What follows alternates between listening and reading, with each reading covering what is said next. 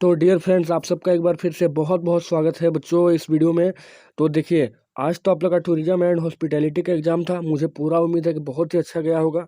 और एक बार कमेंट जरूर करें, आप लोग कमेंट कर कर बताएं कि कैसा आपका एग्जाम गया है, ठीक है। और अब आप लोग का जो एग्जाम होने वाला है वो 18 तारीख को होने वाला है, ठीक है। 18 तारीख को जो है वो हिंदी ए का है, यानी हिंदी अ का, ठीक है। तो उस दिन के लिए हम लोग अब बेहतरीन तैयारी करेंगे बच्चों, सब मिलजुल कर, ठीक है। और 18 तारीख को भी फोड़ना है, जिस तरह से आज टूरिज्म में फोड़े हम लोग सब मिल के, तो उसी तरह से 18 तारीख के लिए, ठीक है। और आपको एक बता दें कि हिंदी जो है, हिंदी का आपका प्लेलिस्ट बना हुआ है पूरा, लगभग 10 वीडियो है। और देखिए, अभी जो रिकॉर्ड हो रहा है ये 11वां वीडियो हो जाएगा, ठीक है। और कुल मिला के आपको यहाँ पर कम से कम 15 ठो ऑब्जेक्टिव वीडियो मिलने वाला है हिंदी का, 15 ऑब्जेक्टिव, और कम से कम 10 सब्जेक्टिव आपको मिलेगा। उतना आप देख लीजिएगा। तो अगर आप शुरू से भी नहीं पढ़े फिर भी आप एकदम बहुत ही बढ़िया परफॉर्मेंस करेंगे बच्चों, ठीक है। इसलिए वीडियो देखना आप लोग के लिए बहुत ही अनिवार्य है। और प्लेलिस्ट जाइएगा, प्लेलिस्ट में आपको सारा मिला रहेगा। तो चलिए हम लोग देखते हैं। अभी हम लोग हिंदी देखने वाले हैं आज से, ठीक है। तो पहला देखिए, हिंदी में पहला खंड जो आपका होगा वो पैसेज का होगा। तो चलिए पैसेज को देखते हैं और देखते हैं कौन कौन कैसा है ये पैसेज और कौन कौन सा क्वेश्चन है।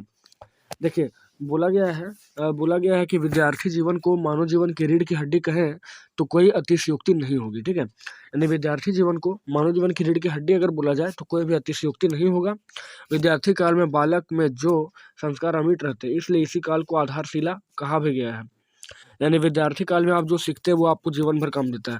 यदि यह नींव दृढ़ बन जाती है तो जीवन सुदृढ़ और सुखी भी हो जाता है।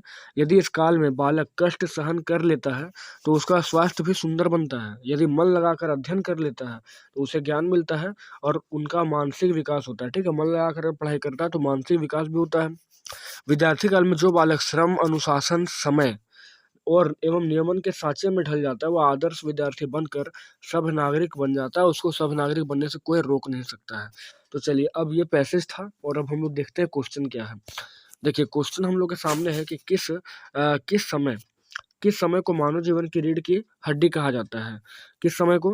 तो दोस्तों वो है विद्यार्थी जीवन को, ठीक है। विद्यार्थी जीवन को मानव जीवन की रीढ़ की हड्डी कहते हैं। फिर सेकंड क्वेश्चन है कि मानव जीवन के किस काल को आधारशिला बोला गया है। तो हम लोग पढ़े थे विद्यार्थी काल को, ठीक है। विद्यार्थी काल को तो वो हो जाएगा अ नंबर का, कि मानव जीवन के विद्यार्थी काल को जो है आधारशिला बोला जाता है।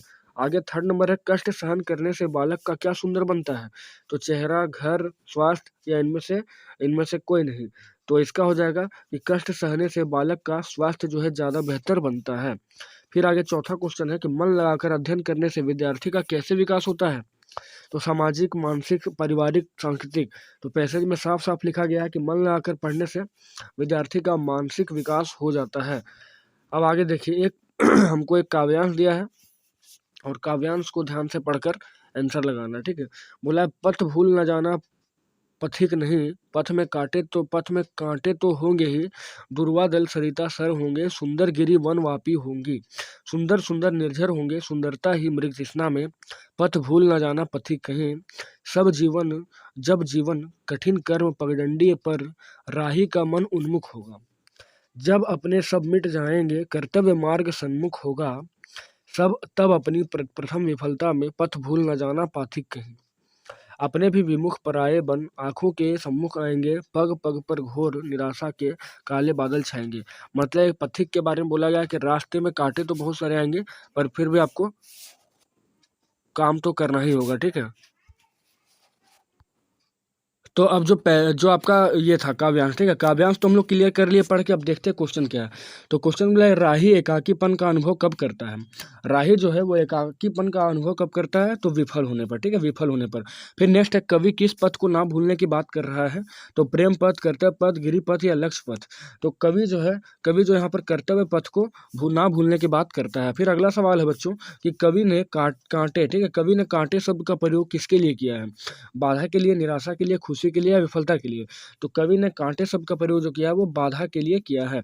नेक्स्ट क्वेश्चन है कि कविता में पथिक किसका अर्थ में प्रयुक्त हुआ है। अच्छा, पथिक जो है कैसा अर्थ में प्रयुक्त हुआ है, ठीक है। तो सैनिक के लिए, डॉक्टर के लिए, राहगीर के लिए। तो पथिक का मतलब होता है राहगीर, तो इसलिए राहगीर हो जाएगा सही आंसर। अब आते हैं हम लोग व्याकरण खंड में। तो व्याकरण खंड में हम लोग देखेंगे। अच्छा, एक बात आपको और बता देते हैं, व्याकरण के लिए जितना भी टॉपिक है, ठीक है, संज्ञा है, सर्वनाम है, संज्ञा है, विशेषण है, या तो फिर आप ले लीजिए क्रिया है, वाच्य है, अव्यय है, सभी के लिए आपको एक सेपरेट अलग अलग वीडियो मिलेगा, ठीक है। एक एक वीडियो मिलेगा और आप उसको खाली निपटा लीजिएगा, आपका काम काम वहाँ पर व्याकरण में बन जाएगा, ठीक है। 10 में 10 जितना भी क्वेश्चन आता है सारा आप वहाँ से आराम से कर लेंगे। देखिए 9वां नंबर बोला गया कि जिस वाक्य में कर्ता स्वयं क्रिया को पूरा ना करके किसी दूसरे के माध्यम से क्रिया को पूरा करवाता है उसे क्या बोलते हैं? तो उसको क्या बोलते हैं? तो सकर्मक, अकर्मक या प्रेरणार्थक, ठीक है। तो जिस वाक्य में कर्ता जो है, कर्ता स्वयं क्रिया को पूरा ना करता है लेकिन दूसरा के माध्यम से पूरा करवाता है, ठीक है, उसको प्रेरणार्थक क्रिया बोलते हैं, उसको प्रेरणार्थक क्रिया कहते हैं। फिर नेक्स्ट क्वेश्चन है यहाँ पर कि 10वां नंबर, ठीक है, 10वां नंबर के कौन सा वाक्य अकर्मक क्रिया का उदाहरण है यहाँ पर? तो वे लोग मैदान में दौड़ रहे हैं, राधिका कविता पढ़ रही है, सूर्यदेव पान खा रहा है या मोहन पतंग उड़ा रहा है। तो जहाँ पर आपको जवाब नहीं मिलेगा वहाँ आपको बोल सकते हैं कि अकर्मक क्रिया है। तो 10 का हो जाएगा क, यानी कि वे लोग मैदान में दौड़ रहे हैं। फिर नेक्स्ट क्वेश्चन, हवा धीरे धीरे बह रही है, इस वाक्य की क्रिया का कौन सा भेद है? हवा जो है धीरे धीरे बह रही है, तो क्या मान के चलिए बोलेंगे हम लोग क्या बह रही है? तो हवा बह रही है, तो आंसर यहाँ निकल जा रहा है। आंसर जैसे निकल जाएगा हम लोग उसको बोलेंगे सकर्मक। अब आगे है कि सभी मैदान में खेल रहे हैं, इसमें क्रियापद क्या है? सभी मैदान में खेल रहे हैं, इसमें क्रियापद, तो सभी या मैदान में या खेल रहे हैं, तो क्रियापद यहाँ पर क्या हो जाएगा? तो क्रियापद हो जाएगा खेल रहे हैं। फिर आगे मैं कहानी पढ़ता हूँ, जिस वाक्य का उदाहरण है, किस वाक्य? मैं कहानी पढ़ता हूँ, ये किस वाक्य का उदाहरण है? तो दोस्तों ये कर्तृ वाच्य का उदाहरण है। फिर आगे है कि जिस वाक्य में क्रिया हमेशा पुल्लिंग, एक वचन और अन्य पुरुष में होती है वह वाच्य क्या होता है? तो जिस वाक्य में क्रिया हमेशा पुल्लिंग हो, एक वचन हो और अन्य पुरुष में हो, वो कौन सा वाच्य होता है? तो वो दोस्तों होता है भाववाच्य, ठीक है। पुल्लिंग जब हो रहेगा उसके बाद एक वचन और अन्य पुरुष में होगा तो भाववाच्य होगा। नेक्स्ट क्वेश्चन की बात करें तो बोला गया अध्यक्ष के द्वारा, देखिए द्वारा लगा हुआ है, ठीक है, अध्यक्ष के द्वारा एक बैठक बुलाई गई, किस वाच्य का उदाहरण है? तो अध्यक्ष के द्वारा अगर बोला गया तो कर्मवाच्य हो जाएगा। आगे है रणभूमि में कौन सा समास लगेगा? तो रण जोड़ भूमि में कौन सा समास होगा? तो ये हो जाएगा दोस्तों कहाँ गया, हाँ तत्पुरुष समास, ठीक है। 16 का हो जाएगा ख, तत्पुरुष समास। उसके बाद अगला क्वेश्चन है, खाली स्थान दिया है, समास के दोनों पदों में उपमान, उपमेय या विशेषण विशेष का संबंध होता है, तो ये किस में होता है? तो दोस्तों ये होता है अव्ययी भाव समास में, ठीक है। और आपको कोई भी टेंशन नहीं है, समास का पूरा डिटेल में आपको सॉल्यूशन दिया जाएगा इसी चैनल पर, ठीक है। और यही प्लेलिस्ट भी रहेगा हिंदी वाला। आगे, अंबर का एक अर्थ आसमान होता है, तो दूसरा अर्थ क्या होता है? तो देखिए अंबर का एक अर्थ कपड़ा भी होता है, ठीक है। यहाँ ऑप्शन दिया पानी, बादल, मोती, ये तीनों नहीं होगा, कपड़ा हो जाएगा, सही आंसर कपड़ा हो जाएगा। फिर 19वां नंबर बोला गया है, 19वां नंबर कि मैं भी किताब पढ़ूंगा, रेखांकित पद किस अव्यय का उदाहरण? मैं भी जो है, मैं भी यहाँ पर किताब पढ़ूंगा, तो ये क्या हो जाएगा? तो ये निपात का उदाहरण हो सकता है, ठीक है। निपात का उदाहरण भी लगा हुआ है इसीलिए निपात का उदाहरण हो सकता है। हालांकि आप कह सकते हैं कि विस्मयादि बोधक में भी जा सकता है, ठीक है, लेकिन सुटेबल आंसर इसका निपात हो जाएगा। आगे है कि खाली स्थान बोला है कि तुम दिखाई नहीं देते, ठीक है, तो क्या हो जाएगा? सही आंसर क्या होगा? अव्यय क्या होगा यहाँ पर? तो आजकल, या आजकल तुम दिखाई नहीं देते। फिर अगला है कि जहाँ चाह होती है वहीं राह होती है, आश्रित उपवाक्य के भेद का नाम लिखिए। तो आश्रित उपवाक्य क्या है? जहाँ चाह वहाँ राह, ठीक है। तो ये कौन सा उपवाक्य है? ये हो जाएगा क्रिया विशेषण उपवाक्य। आगे देखिए, अब कुछ क्वेश्चन आपको किताब से दे दिया गया। किताब का क्वेश्चन है कि देखिए अब पहला किताब का क्वेश्चन क्या है? तो नवाब साहब ने सतेज आंखों से नमक मिर्च के संयोग से चमकती खीरे की फाकों की ओर देखा, खिड़की से बाहर देखकर दीर्घ निश्वास लिया, खीरे की एक फाक को उठाकर होठों तक ले गए, फाक को सूंघा, स्वाद के आनंद में फलके मूंद गए, ठीक है, पलके मूंद गए। तो ये नवाब साहब का कहानी से लिया गया। तो बोला गया प्रस्तुत पद्यांश जो है उस किस पाठ से लिया गया है? तो ये लखनवी अंदाज होगा, जिसके लेखक जो है यशपाल है। इसमें जो है नवाब साहब के खीरे की कहानी दिया हुआ। आगे है नवाब साहब ने खीरे का स्वाद कैसे लिया था? तो सूंघ कर, ठीक है, खीरे का स्वाद जो लिया था वो सूंघ कर लिया था। फिर आगे फादर कामिल बुल्के का कि फादर को जहरबाद से नहीं बनना चाहिए था, उस जिसके रंगों में दूसरों के लिए मिठास भरे अमृत के अतिरिक्त और कुछ नहीं था, उसके लिए जहर का विधान क्यों? ठीक है, अब क्वेश्चन पूछा गया फादर कामिल बुल्के की मृत्यु कैसे हुई? तो बुखार से, कैंसर से, तपेदिक से या जहरबाद से? तो जहरबाद, ठीक है, जहरबाद बोल सकते हैं इसका करेक्ट आंसर। उसके बाद अगला सवाल है कि जहरबाद जो है किस रोग को कहा जाता है? तो निमोनिया, गैंग्रीन, तपेदिक या कैंसर? तो जहरबाद जो है तपेदिक को बोला जाता है। फिर आगे पठित काव्यांश में दे रखा है कि बाधे पापू अपकीर्ति हारे, मार तुहु पारी तुम्हारे, कोटि कुलिसो सम बचनु तुम्हारा, व्यर्थ धरहु धानु बान हुआरा। ठीक है, तो ये जो आपका है राम परशुराम लक्ष्मण संवाद से लिया गया है। तो देखते हैं 26वां नंबर जो हम लोग का दिया गया क्या क्वेश्चन है। ठीक है, 26वां नंबर तो 26वां नंबर यहाँ पर हो जाएगा कि लक्ष्मण परशुराम से संघर्ष क्यों नहीं करना चाहते थे। लक्ष्मण जो है परशुराम से संघर्ष क्यों नहीं करना चाहते थे? क्योंकि परशुराम बड़े थे, लक्ष्मण डर गए थे, या परशुराम बीमार थे, परशुराम ब्राह्मण थे। तो परशुराम जो है दोस्तों वो ब्राह्मण थे, इसलिए यहाँ पर लड़ाई नहीं करना चाहते थे ये लक्ष्मण, ठीक है। परशुराम ब्राह्मण थे इसके वजह से। आगे है किसके वचन कोटि कुलिस के समान है। किसके वचन जो है कोटि कुलिस के समान है? तो परशुराम के। का सवाल है यहाँ पे कि तुम्हारी यह दंतरित मुस्कान मृतक में भी डाल देगी जान, ठीक है।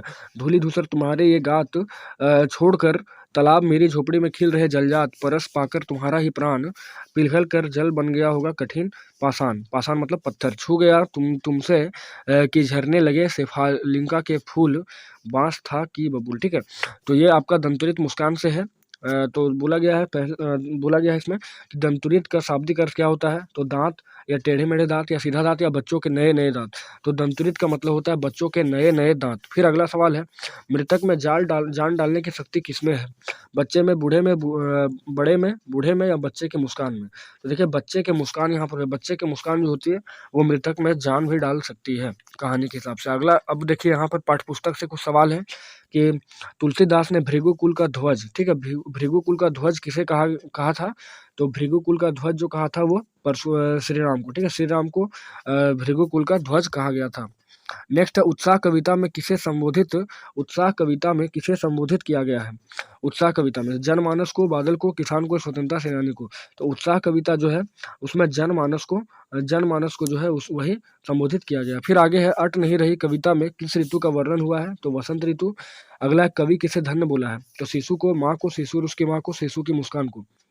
तो शिशु और उसकी माँ को कवि जो है धन्य कहा है। फिर अगला हर दुख में क्या छिपा रहता है? तो हर सुख में दुख छुपा होता है, ठीक है। हर सुख में दुख छुपा होता है। अगला है 35वां नंबर बोला गया है कि जॉर्ज पंचम के लाट से क्या गायब हो गई? तो उसकी लाट से नाक जो है गायब हो गई थी। फिर है 36वां नंबर की गंगटोक नगर किस राज्य की राजधानी है? तो सिक्किम की। फिर आगे बाबू जी की पूजा वाली आचमनी का क्या बनता था? क्या बनता था यहाँ पर? तो कलछी बन जाता था। फिर आगे है फादर कामिल बुल्के की मृत्यु कैसे हुई?